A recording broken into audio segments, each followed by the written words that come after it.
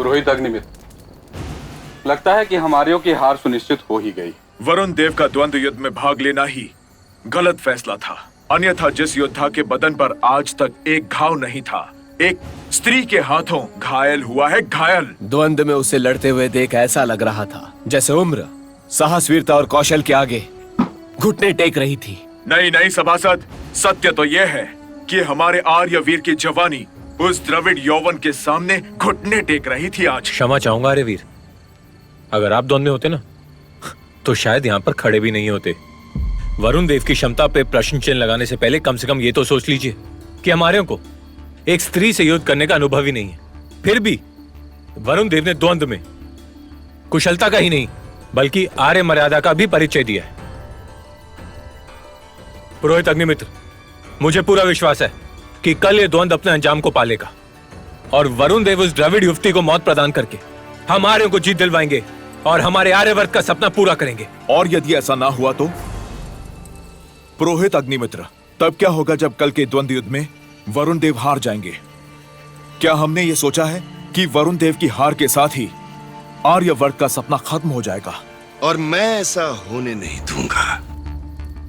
यदि कल के द्वंद्व युद्ध में संभावना हमारी विपरीत रही तो दूसरी योजना की ओर बढ़ेंगे हम।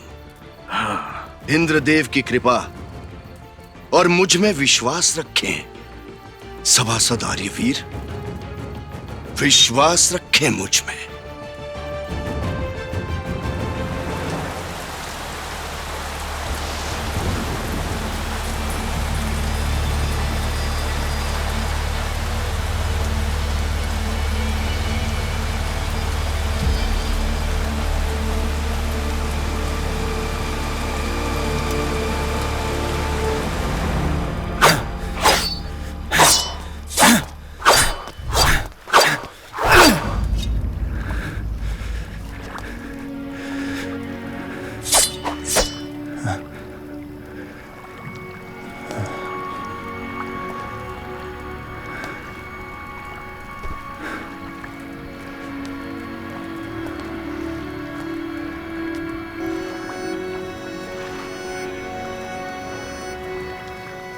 ये तलवार तो तुम्हारी नहीं वरुण देव।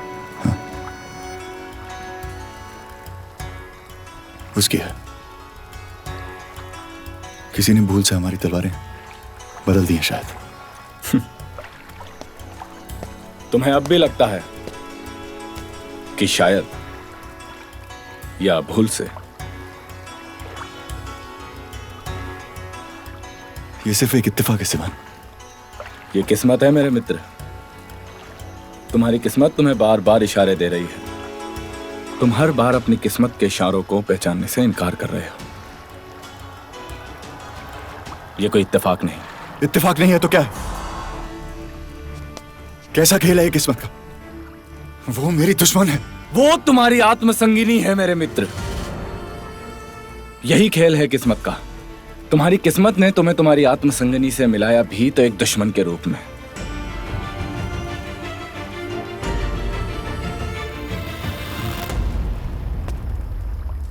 वही दुश्मन जिसकी छवि, जिसकी पुकार तुम्हें बार बार नींद से जगा देती है, बेचैन कर रही है, जिसकी तलवार की वार तो तुम्हें महसूस नहीं हुई लेकिन उसकी नजर तुम्हारे दिल में चुभ गई, जिसे चाहकर भी तुम आज मार ना सके वरुण देव।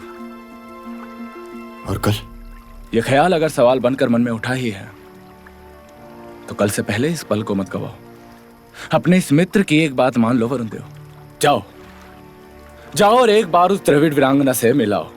देवसेना से? हाँ वरुण देव, हाँ, मिलाओ उससे। कहीं ऐसा ना हो कि रात की बेचैनी कल के द्वंद्व में तुम्हें कमजोर बना दे। कम से कम उससे अपने मन की बात तो कहे आओ। लेकिन क्या वो भी इस बेचैनी से गुजर रही होगी? ये भी तो तुम्हें वही बता सकती है।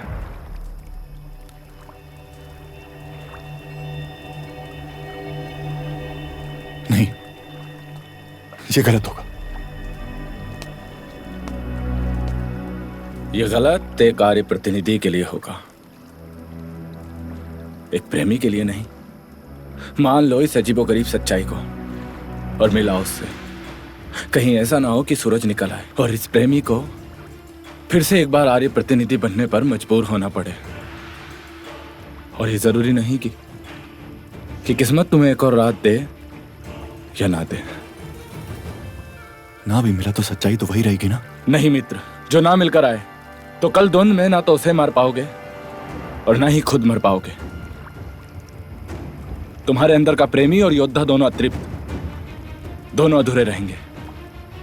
और जो मिलाया, और जो मिल आए तो कल ना उसे मारने में कोई संकोच होगा, ना उसके हाथों मरने में।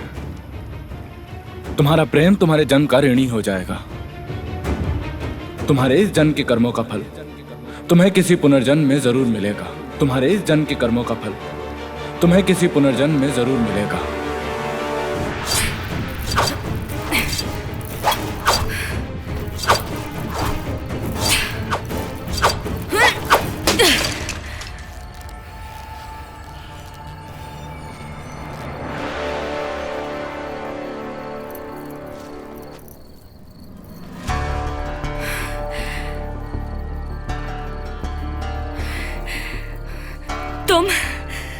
तुम अब यहाँ कैसे? वैसे ही जैसे कोई सपनों में आता है, ख्यालों में आता है।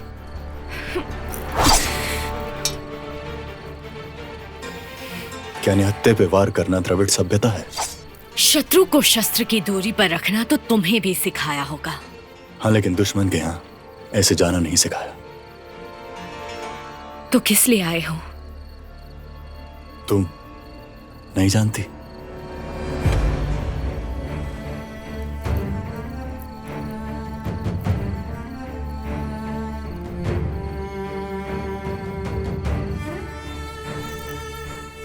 ये क्या कर रही हो देवसेना? अपनी कल्पना को मर्यादा में रख, स्वयं पर नियंत्रण पा। मैं तुम्हारे ख्यालों में हूं तो मुझे स्वीकार करने में झिझक कैसी?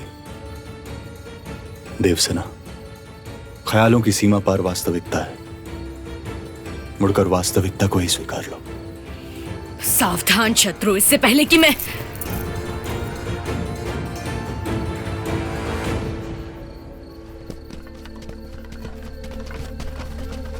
क्या हुआ रानी? कुछ नहीं।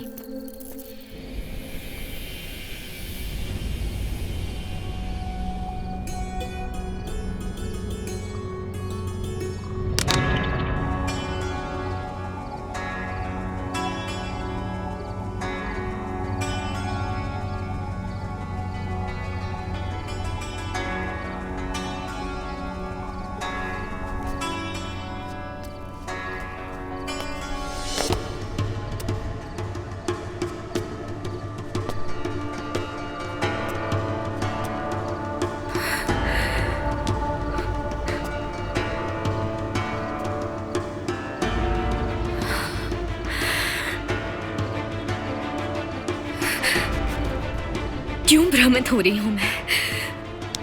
महिष्यमन, मुझे शक्ति दो। मैं तुम्हारा भ्रम नहीं हूं देवसेना। चाहो तो मुझे छू कर देख लो। नहीं, आगे मत बढ़ना। तुम यहाँ पहुंचे कैसे? तुम्हारी चाहत ले आई। मैं चाहूं तो तुम्हें पकड़वा सकती हूँ। किस जुर्म में? कि मैं अपनी तलवार लेने आया हूं? मैंने तुम्हारी तलवार चुराई नहीं है। बिल्कुल नहीं, तुमने तो मेरा दिल चुराया है।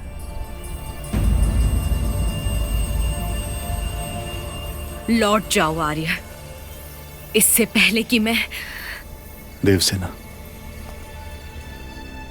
हमें भ्रम उसी का होता है जो हमारे दिल और दिमाग पे छाया हो। मेरा भी यही हाल है। सोचो, मैं अपनी जान, मान, अपनी और अपनों की हार जीत की परवाह करे बगैर यहां आया हूं क्योंकि मैं सत्य जानना चाहता हूं।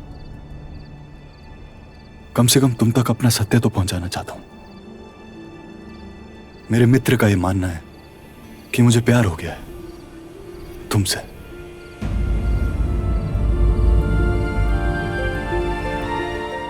और यही सत्य है। परंतु मैं तुमसे घृणा करती हूं। तुम्हारे कारण मेरे अब्बा की मृत्यु हुई है। युद्ध में? यदि युद्ध में मृत्यु होती तो हम द्रविड़ इतने छोटी भी नहीं कि ऐसी घृणा पालते अपने शत्रु के विरुद्ध। तुमने उनका अपमान किया है युद्ध भूमि में। कैसे? उन पर दया करके, उन्हें मृत्यु के बदले पानी दे करके।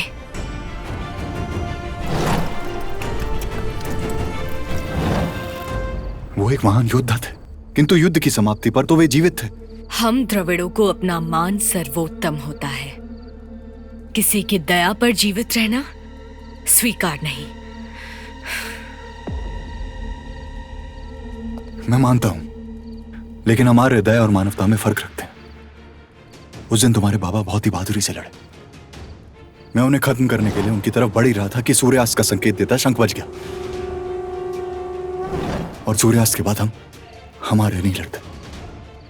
मैंने अपनी तलवार रोक ली, और युद्ध समाप्ति के बाद भी हम अपने दुश्मन को सामान्य मानव मानकर मानवता के कर्तव्य का पालन करते हैं। तुम्हारे बाबा घायल थे और वो बेहोशी की हालत में बस पानी पानी पुकार रहे थे। मैंने उनकी पुकार सुन के उन्हें पानी पिला दिया।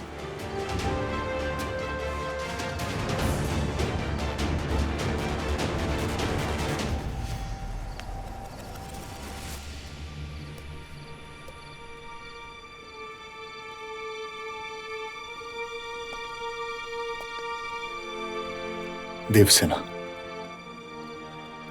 हमारा मिलना कोई संयोग नहीं है। किस्मत से मिले हैं हम।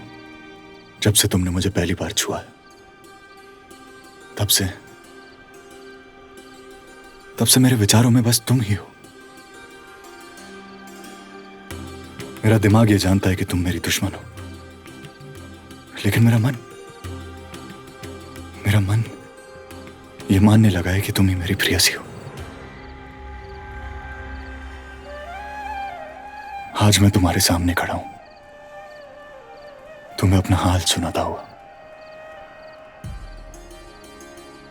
और तुम सुन रही हो।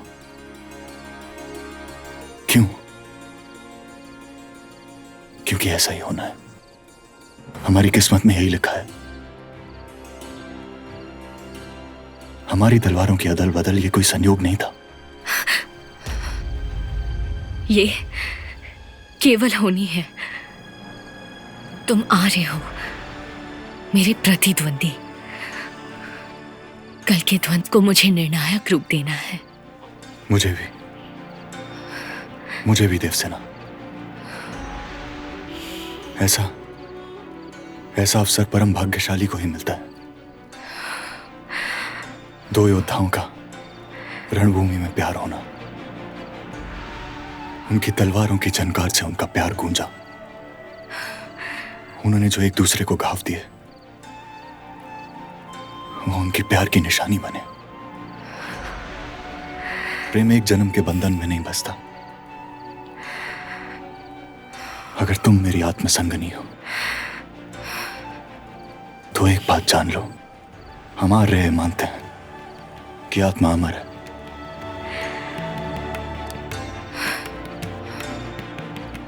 और हमारा ये रिश्ता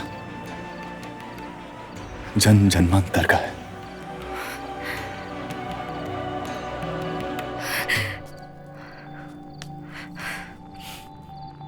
जन्म और मृत्यु महिषी अम्मन के हाथों है।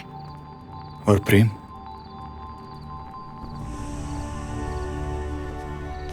कल का द्वंद हम दोनों की सभ्यताओं के लिए बहुत ही महत्वपूर्ण है।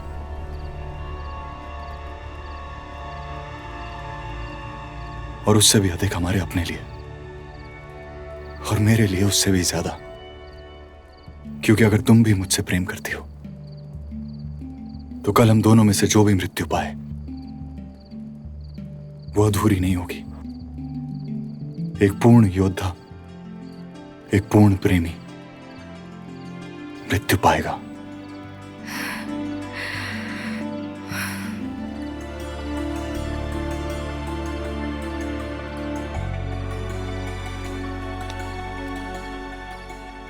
जो कल द्वंद में तुमने मुझे मेरी तलवार लौटाई, तो मैं मान लूंगा कि मेरा प्यार एक तरफा है। और मेरी किस्मत ही उसका निर्णय करेगी। लेकिन कल जो तुम मेरी तलवार से द्वंद्व लड़ी, तो सभ्यताओं के इस युद्ध में चाहे कोई भी जीते या हारे, हमारे प्रेम की ही जीत निश्चित होगी।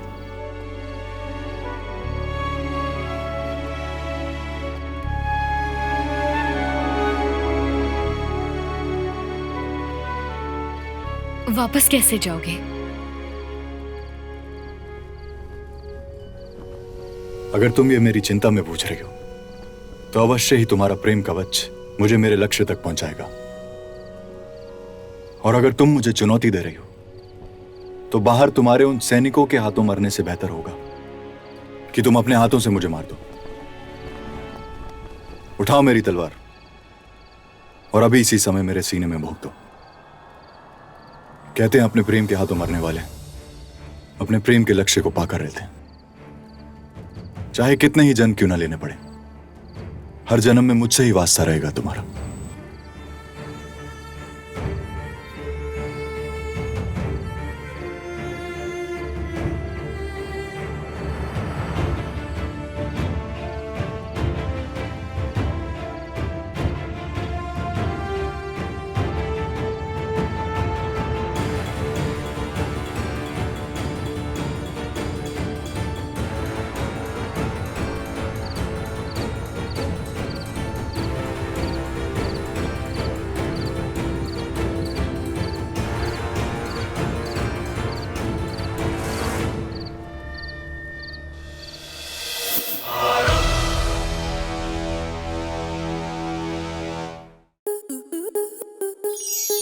स्टार प्लस के ऐसे ही और बेहतरीन लम्हे देखने के लिए सब्सक्राइब करें हमारे YouTube चैनल को।